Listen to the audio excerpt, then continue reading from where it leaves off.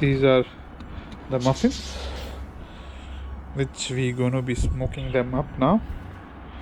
Let's see. We're gonna be smoking them some weird ideas. This is the final product. This is an improvised version of our banana and walnut muffins. After this, because we have plenty of time and me and my son want to experiment, we're gonna be smoking up some of them. This is the improvised version. So we had some frostings. We did some frosting and we put some garnish on top to make them look very colorful. This is the second version of it, and now we are left with some extra one. What me and my son gonna be doing? We have a smoking gun. We're gonna be smoking these muffins, and let's see. And with what we've been smoking, we have the star anise and the cardamom. And with this, we'll smoke up and let's see how the smoke goes up. Very good afternoon, friends. Welcome back to another session of Cook and Connect. Today, last week, when I went for shopping for the groceries and the vegetables, I got some extra bananas, and no one ate them. So what I did, I just wrapped them in a cling film and put it in the fridge for about some 3-4 days. So they got more ripened and they were more sweet, and no one wanted to eat them up. So to make them very interesting so that someone consumes it, so we're gonna be making today a walnut and banana bread. But instead of a bread, we're gonna be making banana and walnut muffins. It's easy, it's small, it's consumable, and it's a small bite size. Rather than making a big loaf of a bread, we make into a small muffin, and kids gonna like it. And we're gonna decorate with some cream, some sprinklers on this, and to a twist, we're gonna smoke them up at the last. So these are some of the basic ingredients which we require. We require 350 grams of ripe bananas, which I will be doing a puree out of it. 200 grams of refined flour, 200 grams of sugar. You can use brown sugar, white sugar, but we are using a raw sugar.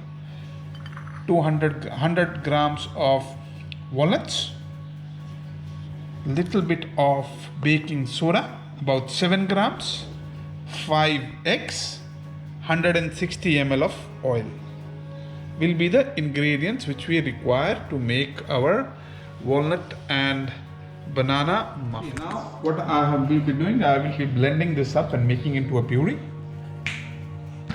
So I won't be putting any liquid to this, so that while making a puree, so instead of it, because in the recipe it says 160 ml of oil, I will be using a vegetable oil. So I will be blending with the oil. It's a very easy recipe. You can do it easily without a blender, just by using a blender also. You don't need any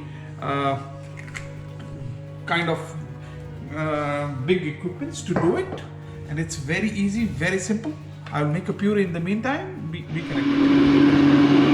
So that's the puree, the banana puree blended in the mixer. Next step, my puree is blended. I will break all the eggs in a separate bowl. And then what I'm going to be doing, I'm going to be putting them in a planetary mixer and whip them up along with some sugar. So my eggs are done. So this goes in the whipping machine along with the entire 200 grams of sugar. I am using both raw and white sugar. So my eggs have been whipped. So and then what I'm going to be doing, I'm going to be putting my banana puree inside this. So for this recipe you don't need a whipping machine. You can do it in this blender itself. You can put everything in a blender and then at the last take it out in a mixing bowl, mix in the flour and the walnuts. So I have to take out the entire puree. It's going inside this, and then I'm going to mix it once again. So it goes on a mixer. The mixture looks like this when it's been whipped up.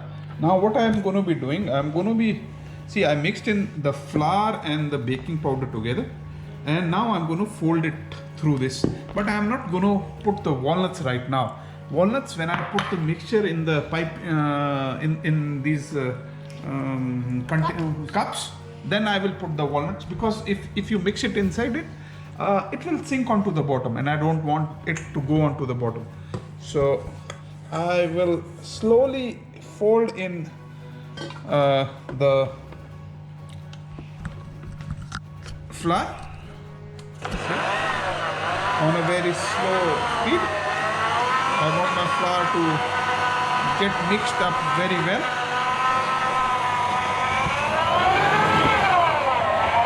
The easy way to put equal quantities in, I put it in a plastic bag, as unfortunately I don't have a piping bag. So you can see I'm filling up it to a level, because they're going to rise and I don't want them to overflow. See here, I have filled in all of them, and now I'm going to be placing some walnut which has been dredged in some flour, and now I'm going to be placing it on top, and my oven is already at 160 degrees. It will take about 15 minutes. You can put walnut, you can put almond, you can put anything. Why we doing walnut? Because walnut gives a very good taste with banana bread. It's very nice. So see, it's all done. So what I will do, I will be placing them in a tray. It's easy for me to put it inside. And these cupcake holder, the covers are bake stable. So this means that it's ready to bake. You can bake anything in them. Nothing will happen. And you can bake anything inside it. So I will place them in a proper line so that they receive equal heat from all the sides.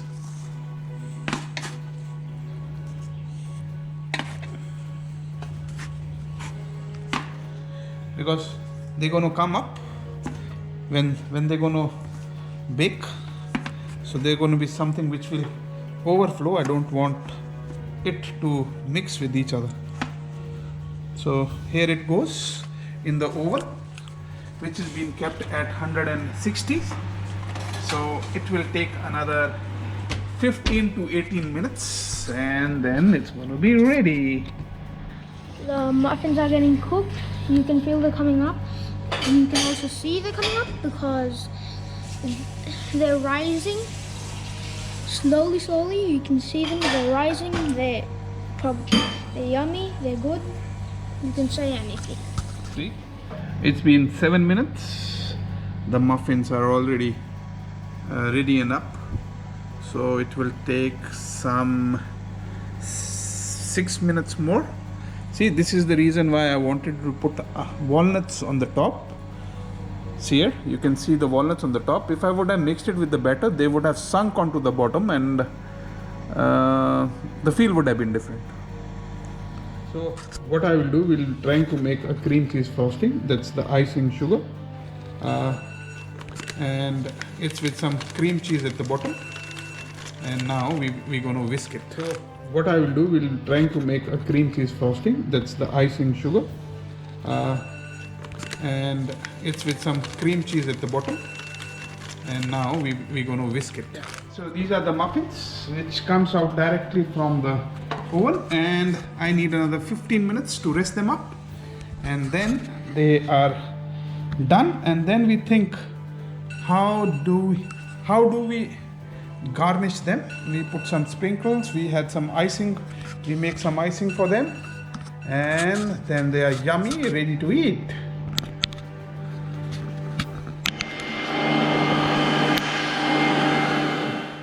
So this is the second cut. This been now 2-3 hours. We ate some of them, and now we are left with some of them, and we want to experiment what all we can do with along with this. So what we're going to be doing, we're going to be putting some icing on top, and then individually some of them you're going to be smoking them up with a smoking gun. Let's see what's the difference in the taste comes out. So this is the icing.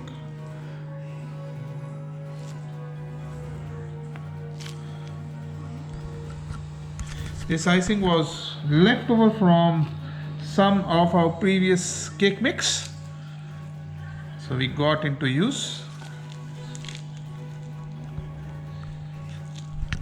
So we're going to be garnishing them with some. So this is how you can build up.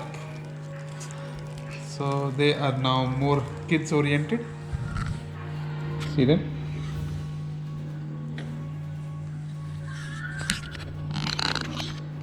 I'm going to be done. Now what I'm going to be doing, I'm going to be smoking my muffins and see how they come out. So they have been smoked with cardamom and star anise.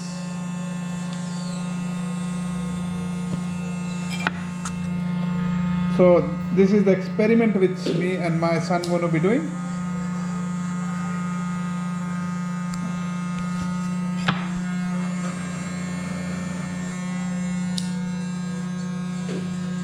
So this is going to be the smoked muffins.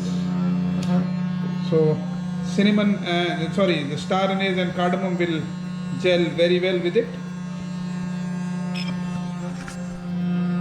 Voila!